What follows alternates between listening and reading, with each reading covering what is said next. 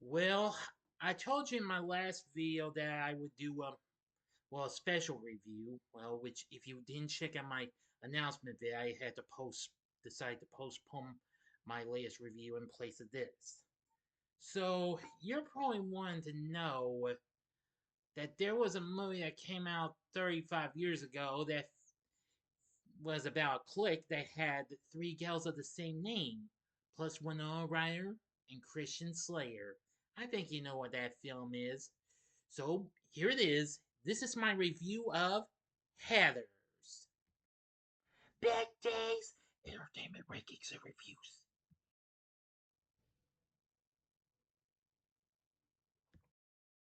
This review of Heathers is dedicated in memory of Shannen Doherty, whom we sadly lost July 13th, 2024, at the age of 53. Rest in peace. So, greetings, my fellow YouTubers, and welcome to Big D's Entertainment Rankings and Reviews.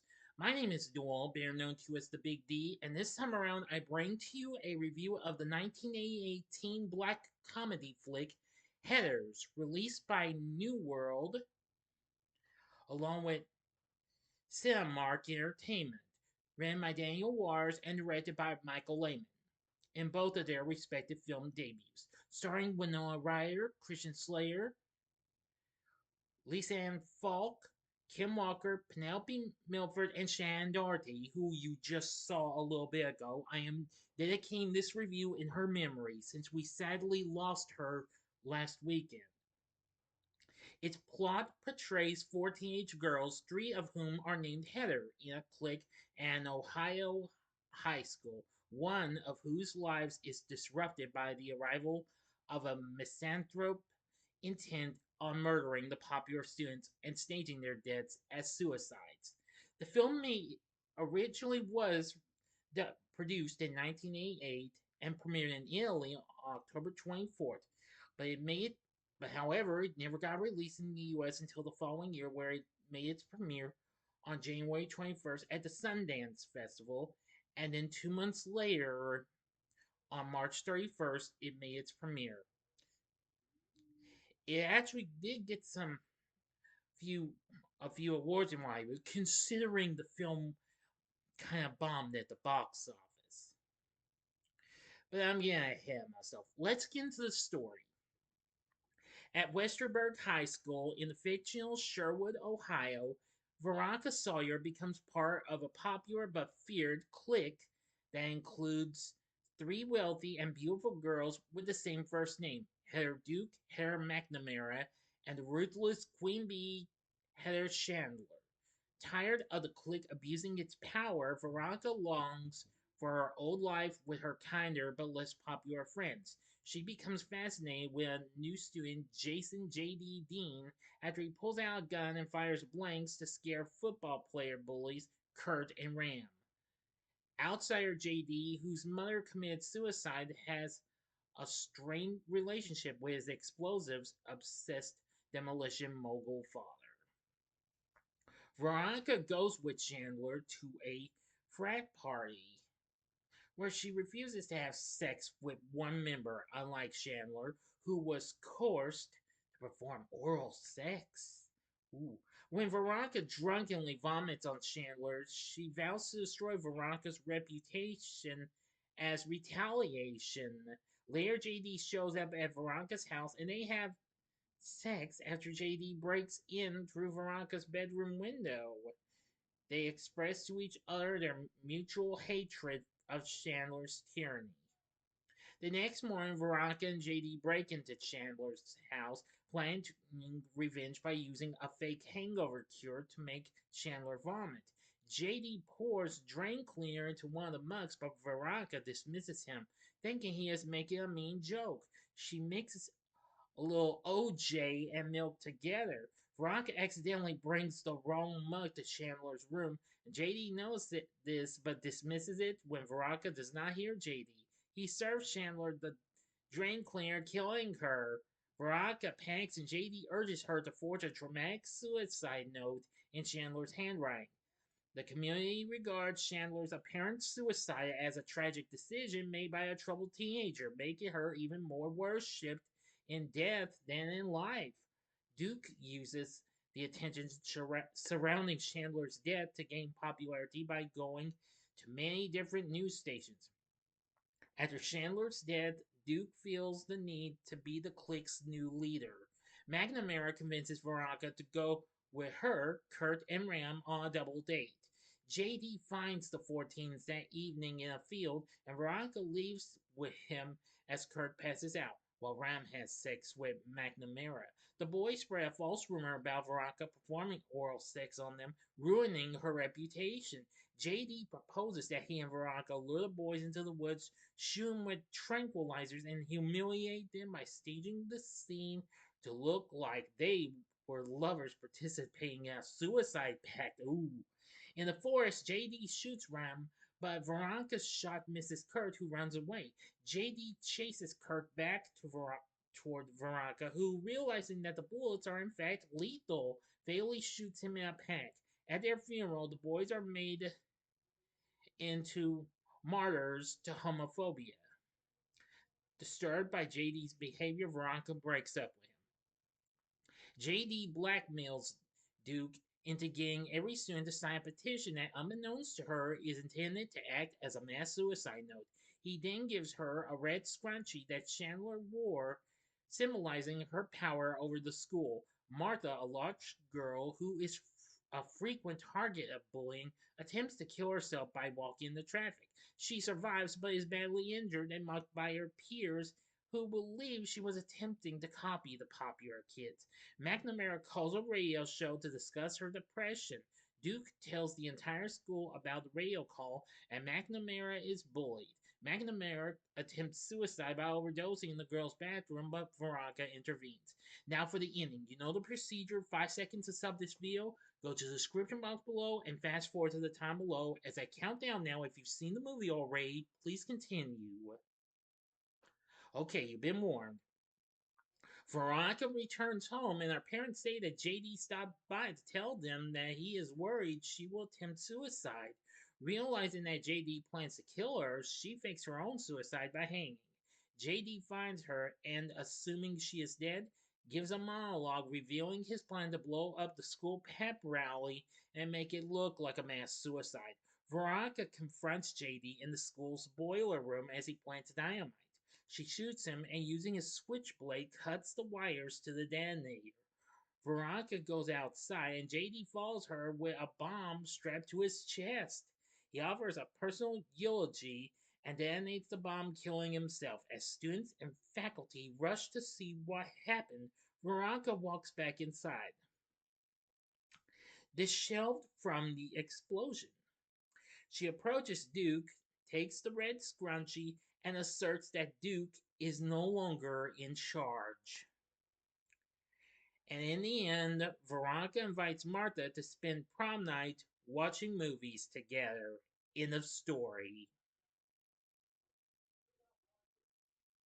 So, what did I think of Heathers? Well, I've only seen the film a couple of times, just more recently, just so that I could do this special review. Well, just to mourn the recent passing of Shannen Doherty. I am going to say it's a pretty good film and why have you. Though the film did get some good reviews, this film just didn't do so great. But anyway, now in initial reviews, the Washington Post wrote that it may be the nastiest, cruelest fun you can have without actually having to study law or gird letter products. If movies were food, the film would be a cynic's chocolate binge. Roger Ebert was a little mixed, calling the film a morbid comedy about peer pressure in high school, about teenage suicide, and about the deadliness of cliques that not only exclude but also maim and kill, according to the legendary late great Roger Ebert. While conceding its ability to provoke thought and shock, he questioned how the mixed sensibility as a dark murder comedy and cynical morality play led to difficulty in understanding its point of view, while remarking that adulthood could be defined as the process of learning to be shocked by things that do not shock teenagers. But that is not a notion that has occurred to laymen.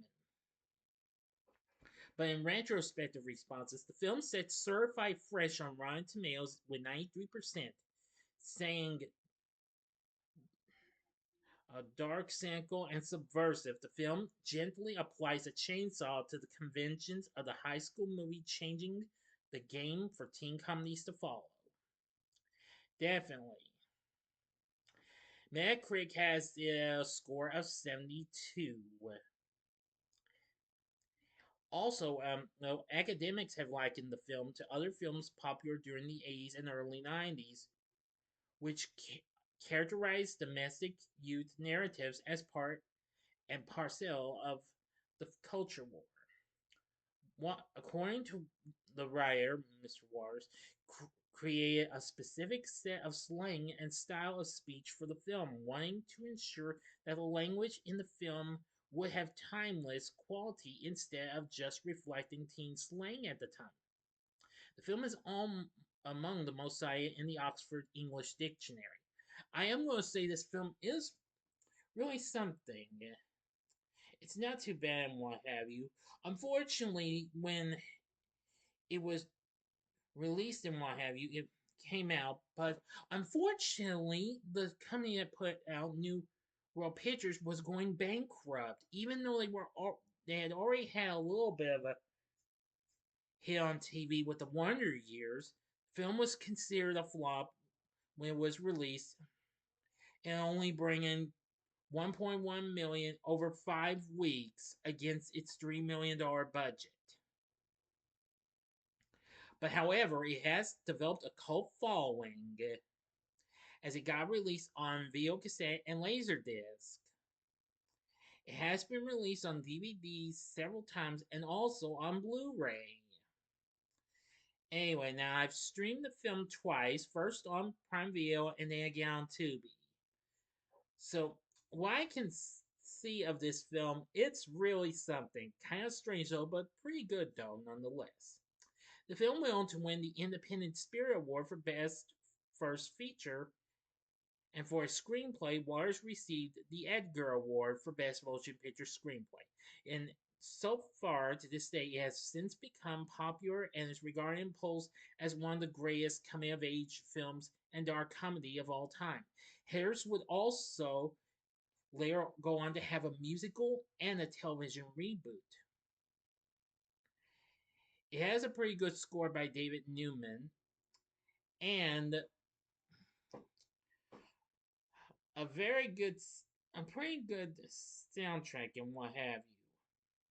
It would have two versions of the song, Que Sera Sera. First by singer Sid Straw, and the which is at the beginning, and another over the end credits by Sly and the Family Stone.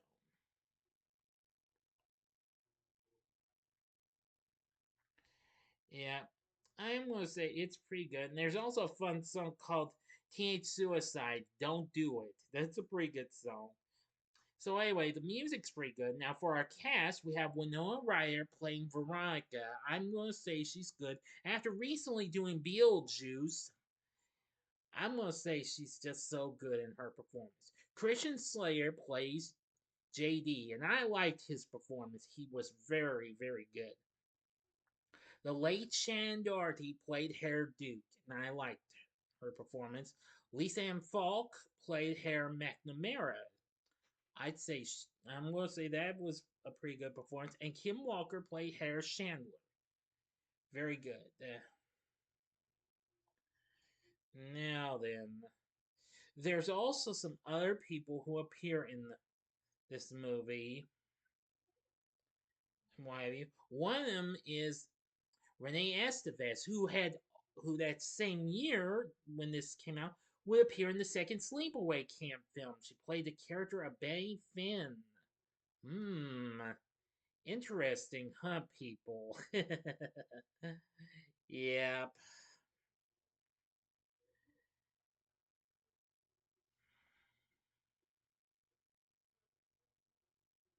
But anyway, now there's some others.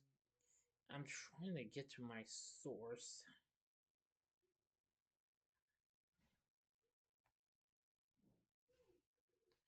Oh yes, one.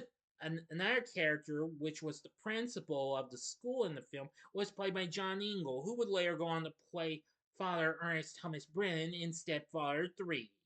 Yes, I thought he looked familiar. But anyway, Heathers is just an exceptionally very good teen comedy or a black comedy, whatever you like to refer to it as. So with everything said, the story's pretty good, and I like the soundtrack and the cast and the characters. They're just so good. So would I recommend Heathers? The answer, I'd say sure, go ahead, give it a go for it. Two thumbs up, which I could give for sure. Go ahead, or and hell yeah. Well, I think I would make a draw between hell yeah and sure go ahead. So anyway, so what did you think of Heathers? Let me know in the comments section below. If you like this video, click the like button, subscribe, and be a part of the Big D Nation. Continue to help support my channel. Make it grow and make the views grow. Next time, I'll be giving you a mini reviews vid before I do my review of the Scorpion King. So if you like this, check out these other teen comedies that I've recently talked about. Well, one is actually a black comedy with a little shock in it, and that's Jawbreaker from 1998. Or go to the upper right hand corner and see my spoiler free review of the recent Mean Girls musical flick from earlier this year. Or if you'd like more Winona Ryder, check out my re review of Beetlejuice in the bottom left hand corner. And the bottom right hand corner is the button you can click to subscribe.